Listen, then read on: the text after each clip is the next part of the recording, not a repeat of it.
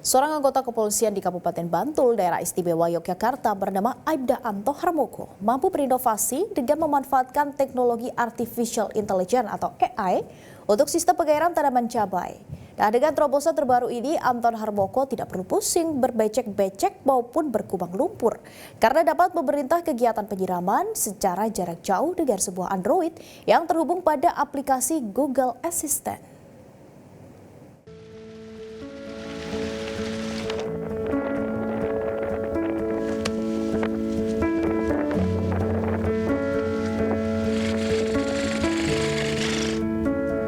Anto Harmoko, petani asal Kelurahan Kretek Kabupaten Bantul daerah istimewa Yogyakarta, membuat terobosan baru di bidang pertanian.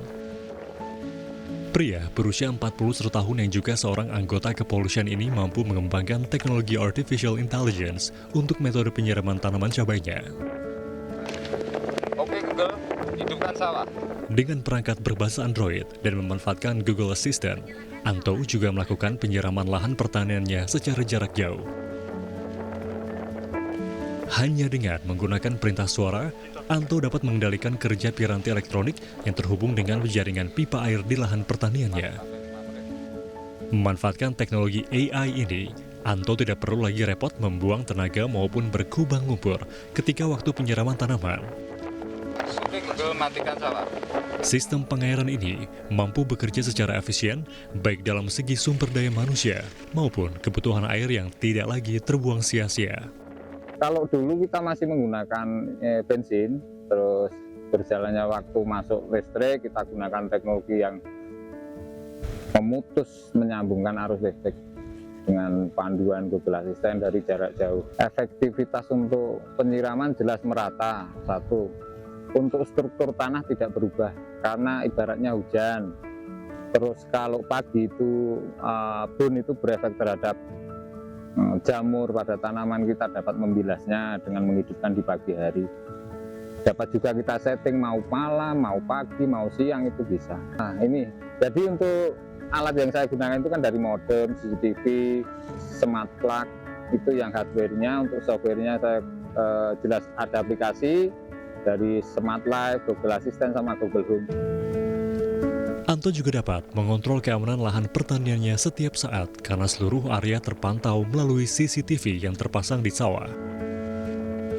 Anggota Polri yang bertugas sebagai Banit Samapta Subsektor Polres Kretek mengaku ide ini diawali dengan kesibukannya sebagai anggota Polri sehingga baru bisa membagi waktu antara berdinas dan mengelola sawah. Semenjak listrik masuk sawah di tahun 2002, itu saya bersama rekan saya, khususnya kelompok tani Udi Makmur, itu mencoba untuk mengaplikasikan.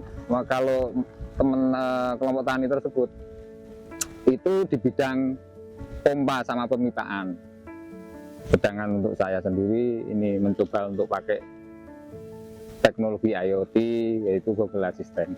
Dari segi biayanya itu sekitar bisa dikatakan 1/10 sampai 1/8 daripada biaya pakai bensin. Untuk tenaga jelas kita nol, kita hanya untuk pemupukan, semprot, sama perawatan ini, pembersihan lumpur-lumpur ilalang. Anto juga tergabung dalam Gapoktan Ngudi Makmur Samiran. Ia mengaku terinspirasi dari sebuah video tentang pemanfaatan Google Assistant dalam kehidupan sehari-hari, hingga muncul ide untuk mengadopsi teknologi itu untuk kebutuhan pertaniannya dengan total biaya perakitan sekitar 3 juta rupiah. Saya cuma memberikan gambaran seperti ini, kalau mungkin bisa, mungkin ada yang mau, mungkin ada yang bantu. Itu sangat efektif sekali untuk generasi ke depan yang bisa dikatakan petani hari ini sudah 50% itu sudah generasi tua. Sejumlah petani di wilayah Parangkritis mengaku senang dengan adanya penerapan teknologi di sektor pertanian yang nantinya dapat meningkatkan minat kalangan muda bekerja di sektor ini. Sangat bagus sekali. Mungkin itu suatu terobosan yang baru untuk misalnya petani-petani milenial yang bisa menggunakan alat seperti itu, dan mungkin kalau hasilnya nanti mungkin itu ya dikatakan sudah bagus baik, mungkin suatu terobosan yang baik dan suatu inovasi untuk petani milenial yang lebih maju. Faktanya, penggunaan aplikasi AI telah mengubah cara petani bekerja. Keuntungan yang dapat pada industri pertanian dengan menerapkan teknologi AI yang pertama adalah efisiensi sumber daya, dan yang kedua adalah peningkatan hasil produksi, lalu yang ketiga adalah prediksi yang lebih akurat. Lantas apa hambatan dan tantangan dalam menerapkan teknologi AI ini? Yang pertama adalah keterbatasan teknologi, yang kedua terkait dengan privasi dan keamanan data. Lalu yang ketiga adalah keterampilan dan pemahaman dari petani itu sendiri. Terobosan yang dilakukan Anto menggunakan teknologi baru ini juga mendapatkan dukungan penuh dari pemerintah Provinsi Daerah Istimewa Yogyakarta. Tentu ini hal yang sangat baik untuk bisa dikembangkan di masyarakat kita, karena tentu akan berbiaya murah, kemudian juga akan memberikan manfaat, pertumbuhan tanaman bisa menjadi lebih optimal. Jadi penyiraman itu bisa merata, kemudian juga tanaman bisa mendapatkan air, kemudian unsur hara dari nutrisi yang dicampurkan di air secara tepat dan sesuai dengan kebutuhan tanaman gitu.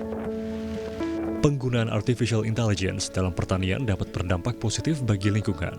Namun, penting untuk memastikan bahwa implementasi AI dilakukan dengan cara berkelanjutan dan bertanggung jawab. Dari Kabupaten Bantul Daerah Istimewa Yogyakarta, Agus Suci Iswahyudi, Metro TV. Google hidupkan sawah. Oke, menyalakan sawah.